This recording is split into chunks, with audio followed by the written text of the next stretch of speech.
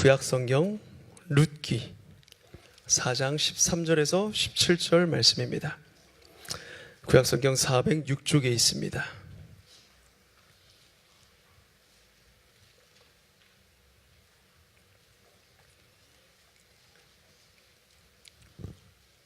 구약성경 룻기 4장 13절에서 17절 말씀입니다.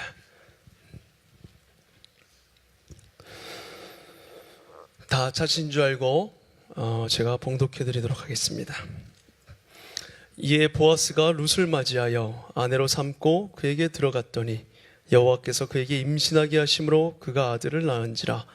여인들이 나오미에게 이르되 찬송할지로다. 여호와께서 오늘 내게 기업 물을 자가 없게 하지 아니하셨도다. 이 아이의 이름이 이스라엘 중에 유명하게 되기를 원하노라. 이는 내 생명의 회복자이며 내 노년의 봉양자라. 곧 너를 사랑하며 7 아들보다 귀한 내 며느리가 낳은 자로다 하니라.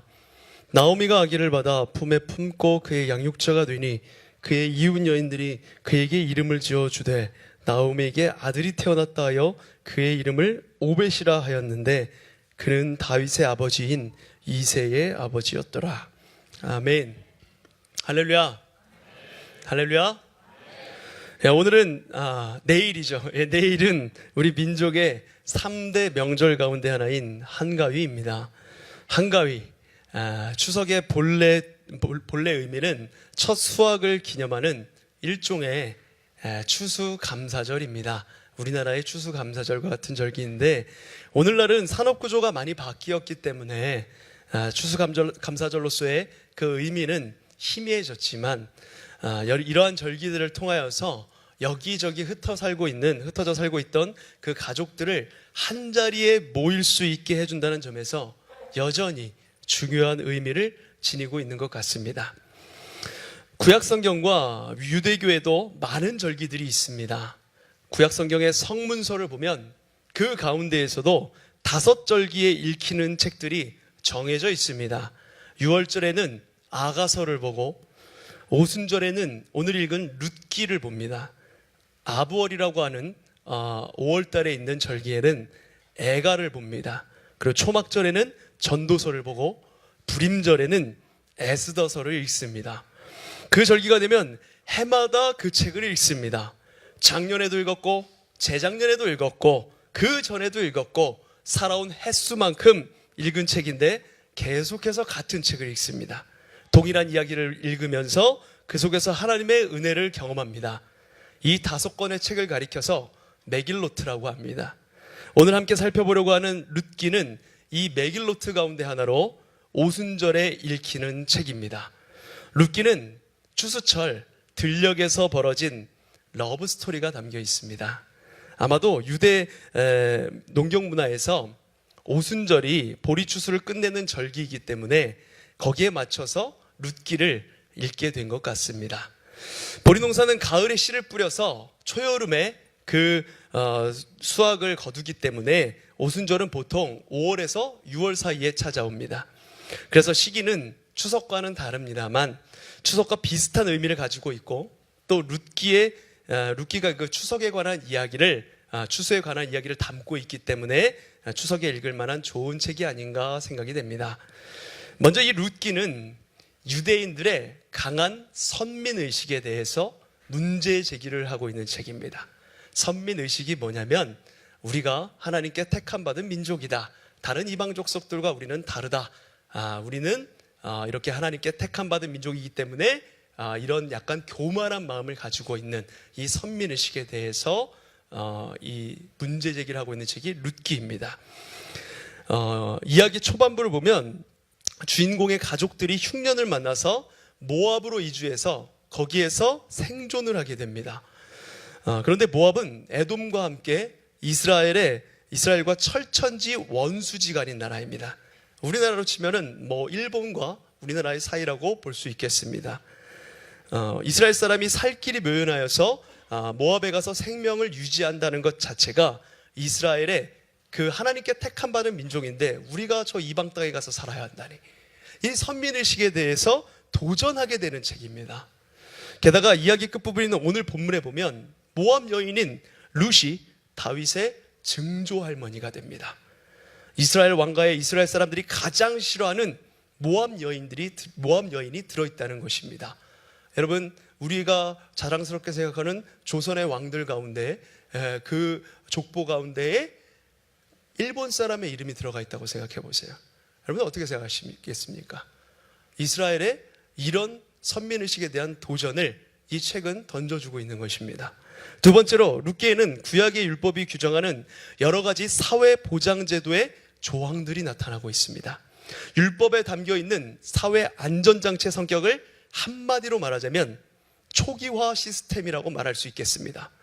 출애굽한 이스라엘이 가나안 땅에 정착을 하였어요. 정착을 한 후에 뭘 하냐면 하나님께서 12지파에 속한 각 가정에 골고루 땅을 분배하십니다. 땅을 나누어 준 다음에 그 땅의 소유권이 누구에게 있다고 말씀하시나요? 하나님께 있다라고 선언을 하세요. 그러니까 그 땅에 각 지파가 그 땅을 맡아서 관리를 하고 있지만 그것은 그 지파의 것, 개인의 소유가 아니라 하나님의 것이라는 겁니다. 그래서 이스라엘 사람들은 땅을 사고 팔 수가 없습니다. 그러나 살다 보면 어느 집 경제는 발전하겠지만 어느 집 경제는 몰락하여서 땅을 팔 수밖에 없는 처지가 되기도 합니다. 그러면 땅을 팔게 되겠죠. 그러나 팔았더라도 그 땅을 산 사람은 50년마다 돌아오는 희년이 되면, 이 유대 역사에서 50년째 돌아오는 희년은 굉장히 중요한 날입니다. 왜냐하면 성경에서 여러분 들어보셨죠? 7일의 숫자가 굉장히 중요합니다. 7년째 되는 해가 안식년입니다. 그러면 7년째 되는 해가 7번 해주면 얼마입니까? 7, 7에 49년이 지납니다. 그 다음 해가 되면 이 희년이라는 것이 있습니다. 50년째 될 때 희년이 되는데 그 땅을 원주인에게 무상으로 돌려주는 겁니다. 그래서 희년제도는 마치 컴퓨터의 리셋 버튼을 누르고 다시 부팅을 하듯이 가나안 땅에 처음 들어왔던 그 시간으로 돌아가서 완전히 초기화하는 것입니다. 다시 처음부터 시작을 하는 겁니다. 처음으로 다시 돌아가서 다시 시작하게 하는 것, 이게 바로 희년제도입니다. 이러한 초기화 시스템은 몇 가지 세부적인 조항들에 의해서 보완됩니다. 아직 희년이 되지 않았더라도 만일 다른 방법으로 가능하다면 다른 방법으로 사람들을 초기화할 수 있게 만드는 것입니다. 다른 방법으로 그 재산을 보존할 수 있게 만들어주는, 약자를 보호하는 규칙들을 율법에 넣어놨어요. 룻기에 나오는 형사 취수와 기업 무르기가 그런 방법입니다.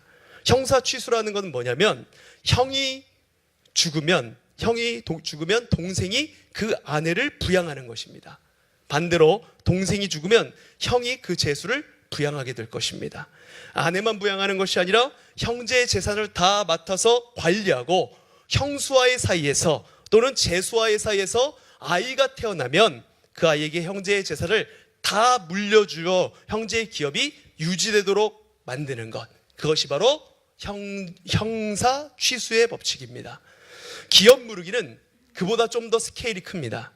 한 가문이 몰락해서 재산을 팔아 넘겨야 할 위기에 있거나 아니면 이미 팔아 넘겼다라고 하면 그에 가까운 친척이 경제적 여유가 있으면 그 재산을 다시 사는 겁니다. 다시 살 수 있는 1차적인 권리가 주어지고, 그렇게 되찾은 그 재산은 어떻게 되냐면 그 본래 주인에게, 몰락하여서 재산이 힘들어서 땅을 판 주인에게 무상으로 돌려주는 겁니다. 그래서 공짜로 돌려주는 것, 그것이 바로 이 룻기에 나오는, 구약 성경에 전반적으로 나오는 기업 무르기입니다. 율법은 이렇게 거시적이고 장기적인 안전장치와 함께 당장 먹을 것이 없는 사람들을 위한 작은 조치들도 마련해 놓고 있습니다. 예를 들어서 가난한 사람들이 길을 지나가다가 남의 밭에 들어가서 곡식 나달을 따먹거나 포도원에 들어가서 포도를 따먹어도 그것은 죄가 되지 않습니다. 가난한 사람들은 그렇게라도 해야지 생명을 연명하고 유지할 수 있기 때문입니다. 단 낫으로 자르거나, 가난한 사람이라고 할지라도 그것을 들어가서 낫으로 완전 다 베어버리거나 먹고 남은 것을 들고 그 밭에서 나가면 그것은 도둑질이 됩니다. 그러나 먹을 만큼 손으로 따서 그 자리에서 먹고 나가는 것은 율법에서 허용을 하는 규칙이었습니다. 그런 작은 장치들 가운데 하나가 룻기에 나오는 이삭 줍기입니다. 추수철이 되어서 곡식을 베다가 흘려서 떨어지는 이삭들은 농부가 실수로든 어쨌든지 이렇게 수확을 하다가 떨어뜨리는 곡식들은 절대로 다시 주우면 안 됩니다. 그건 농부의 것이 아니에요. 그것은 하나님께서 가난한 사람들에게 주신 것이기 때문입니다. 또 곡식단을 밑둥까지 완전히 베면 안 됩니다. 반드시 이삭의 일부를 남겨두어서 가난한 사람들이 그것을 가져다가 먹을 수 있도록 해야 합니다. 율법은 그것은 가난한 사람들의 몫이다. 하나님께서 가난한 사람들에게 주셨다. 이렇게 선언을 하는 것입니다. 여기까지 좀 어려운 이야기였습니다. 이러한 배경 지식을 가지고 이제부터는 좀 더 쉽게 가벼운 마음으로 우리가 성경을 딱딱하게 볼 것이 아니라 상상의 나래를 펼치면서 룻기의 이야기 속으로 들어가 보려고 합니다. 오늘은 룻기를 굳이 별로 있지도 않은 영적인 의미를 부과하여서 해석하려 하지 않고 있는 그대로 읽어볼 것입니다. 제목은 룻의 러브 스토리입니다. 룻기의 시대적 배경은 사사시대입니다. 사사시대, 그러니까 기원전 1200년부터 1000년 사이 그 어느 때쯤이었습니다. 유대 땅에 심한 기근이 들었어요. 그래서 생계가 어려워지자 베들레헴에 살던 엘리멜렉이라는 사람이 아내와 아들들을 데리고 이웃나라 모압으로 이주를 합니다. 함께 떠난 그의 아내의 이름은 여러분이 잘 아시는 나오미이고 두 아들의 이름은 말론과 기륜입니다. 그러다가 얼마 안 되어서 엘리멜렉은 죽어버리고 두 아들은 모압 여자들을 아내로 맞이하게 되는데 그 한 여자의 이름이 바로 룻이고 그리고 다른 며느리의 이름이 오르바입니다. 그러다가 10년쯤 지나서 이 말론과 기륜마저 세상을 떠나 나오미는 남편에 이어 두 아들마저 잃고 홀로 남아 슬퍼합니다. 여기까지가 룻기 1장 1절부터 5절까지 내용인데 이것은 룻기의 배경 설명이라 할 수 있습니다. 본 이야기는 6절부터 시작이 됩니다. 본 이야기의 주인공은 나오미와 그의 며느리 룻입니다. 그래서 룻기는 바로 여자들의 이야기입니다. 그래서 중요합니다. 우리 여인들의 이야기이기 때문에 중요합니다.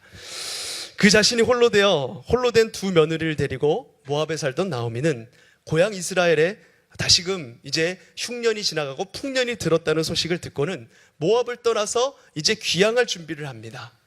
두 며느리가 나오미를 따라 길을 나섭니다. 나오미는 그들을 만류하죠. 너희는 제각기 친정으로 돌아가거라. 너희가 굳이 남편이 죽었는데 나를 따라올 필요가 있겠느냐? 너희가 죽은 너희 남편들과 나를 여전히 한결같이 사랑하여 주었으니 주님께서도 너희에게 그렇게 해주시기를 빈다. 너희가 각각 새 남편을 만나 행복한 가정을 이루도록 주님께서 도와주시기를 바란다. 그러나 이 두 며느리가 그 이야기를 듣고는 큰 소리로 울면서 말합니다. 아닙니다. 우리도 어머니와 함께 어머니의 민족에게로 돌아가겠습니다.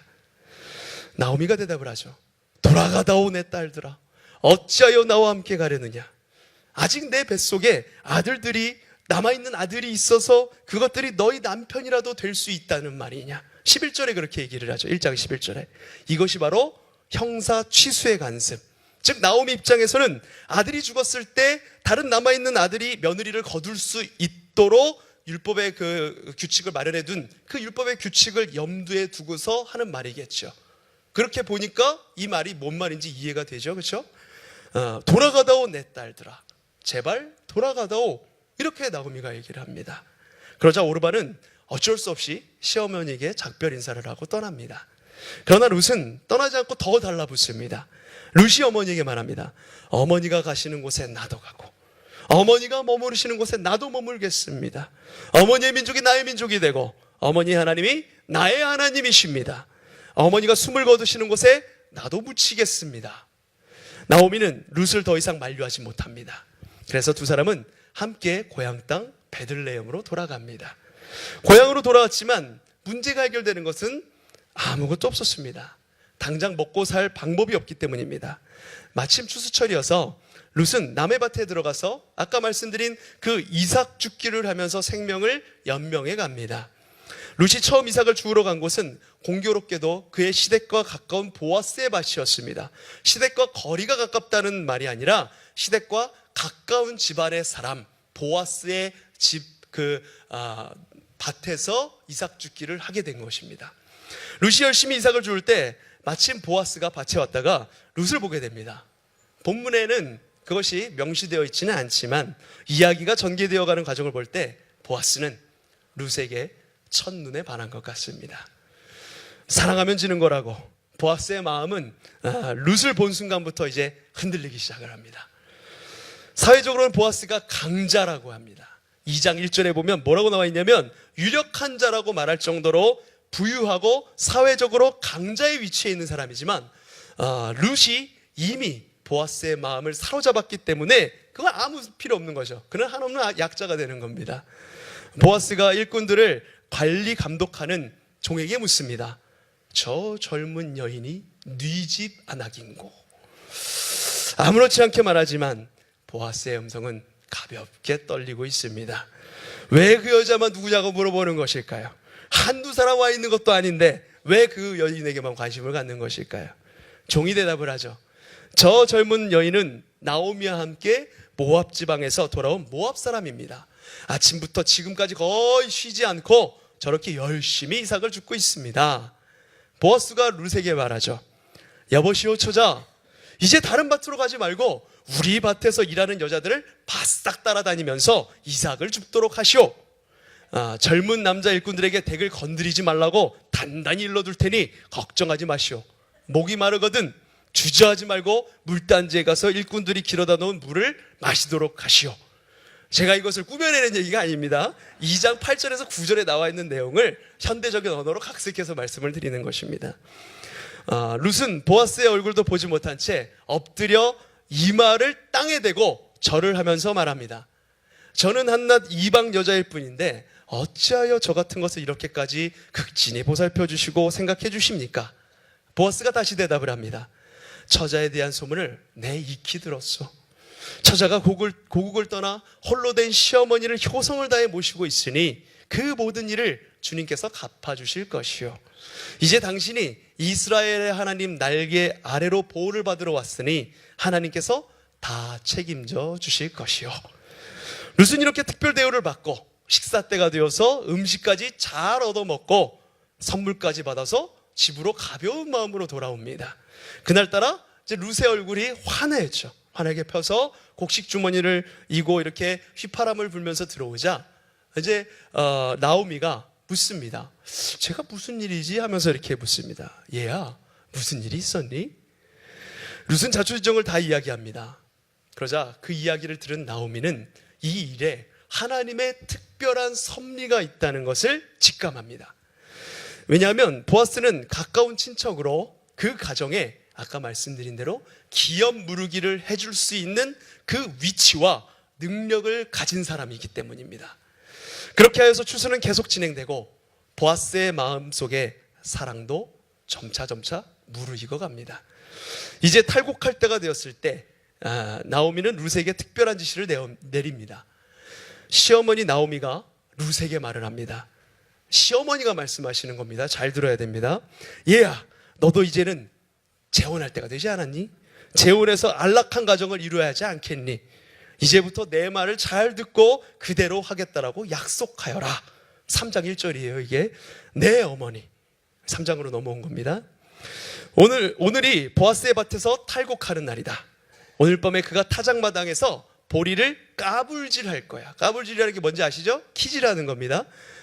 너는 목욕을 하고 향수를 바르고 고운 옷으로 단장을 하고서 타작마당으로 내려가거라. 그 사람이 먹고 마실 때까지 눈치채지 못하도록 조심해야 한다. 그러다가 그가 잠자리에 들면 너는 그가 눕는 자리를 잘 보아두었다가 조심스럽게 다가가서 그의 발치 이불을 들고 거기 가서 눕거라. 그러면 그가 너의 할 일을 알려줄 것이다.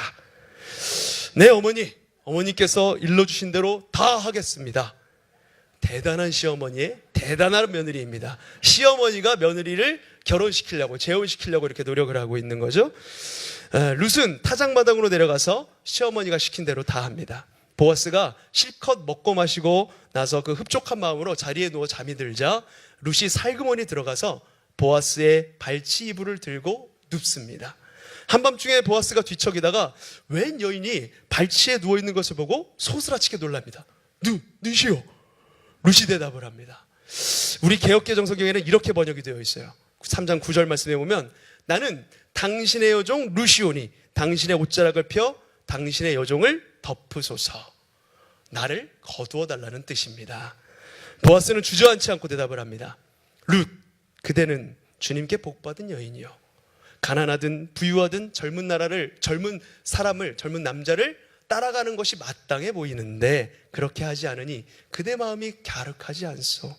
이제 걱정하지 마시오 룻. 그대가 바라는 것이라면 무엇이든 다 들어주겠소. 내가 그대 시가에 가까운 친척이긴 하지만 나보다 더 가까운 사람이 있어서 기업 무르기에 1차적인 책임이 그 사람에게 있어. 그러니 일단 그 사람에 대한 문제부터 해결하도록 합시다. 보아스가 너무나도 바로 데리고 오고 싶었지만 책임이 2차적인 걸로 있는 거예요. 1차적인 책임이 있는 사람이 따로 더 있는 것입니다. 그래서 그 사람을 만나기로 하는 것입니다. 보아스는 책임 순위에서 두 번째에 있기 때문에 굳이 기업 무르기를 하려고 나서지 않아도 됩니다. 왜냐하면 아까 말씀드린 대로 기업 무르기를 하려면 자기의 재산을 들여서 그 땅을 사면 어떻습니까? 마음이 흡족해지잖아요. 내가 가져야 되니까. 근데 내게 아닌 거예요. 그것을 그 기업 무르기 할 가문에게 주는 겁니다. 무상으로, 공짜로. 여러분들 그러실 수 있나요?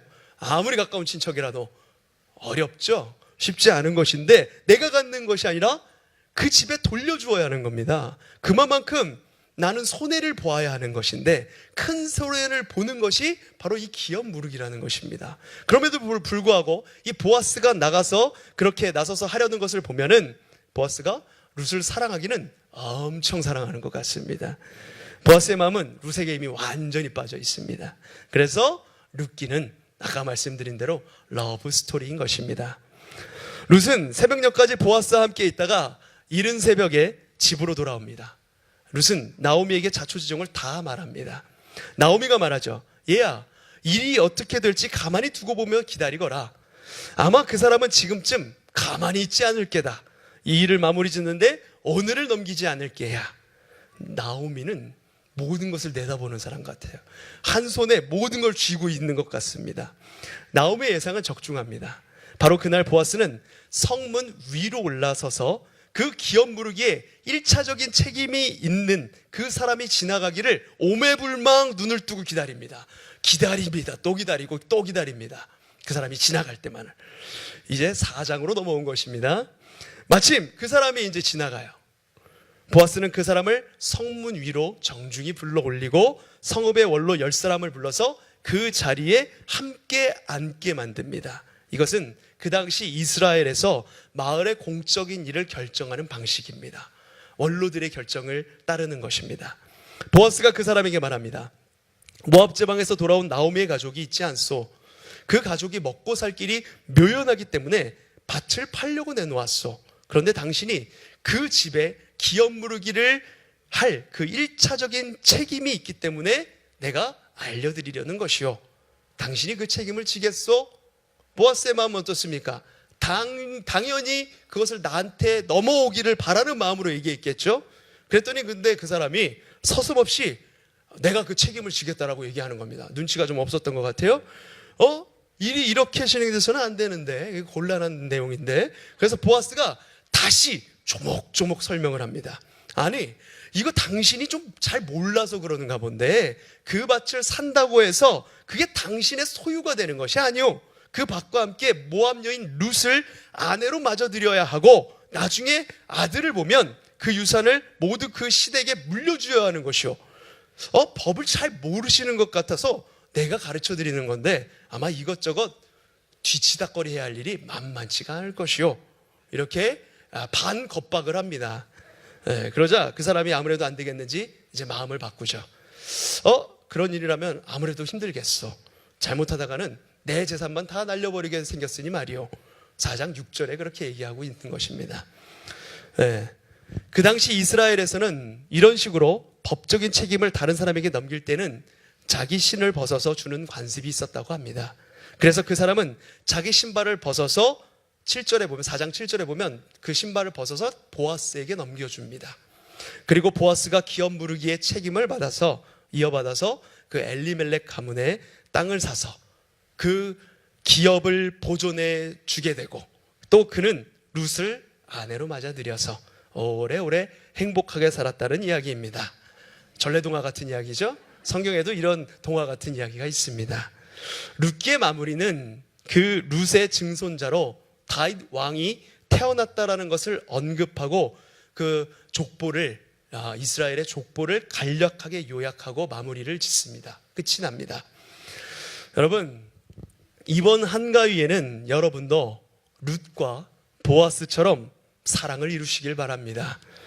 아직 결혼하지 않은 분들, 새 짝을 기다리시는 분들, 좋은 짝을 만나기를 바라고 이미 짝을 이루신 분들에게는 기억될 만한 아름다운 일들이 있으시기를 바랍니다.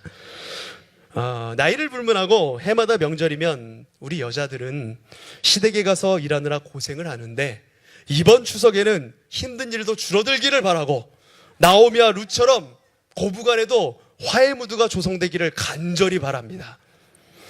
무엇보다 이 명절 기간에 각 가정의 기업이 회복되는 좋은 징조들이 있기를 바랍니다. 사람은 연약하지만 하나님께서 이끄시고 도우셔서 어려움 가운데에서도 명절 기간에 그 평화를 누리고 심신이 회복되는 기쁨이 있으시기를 바랍니다.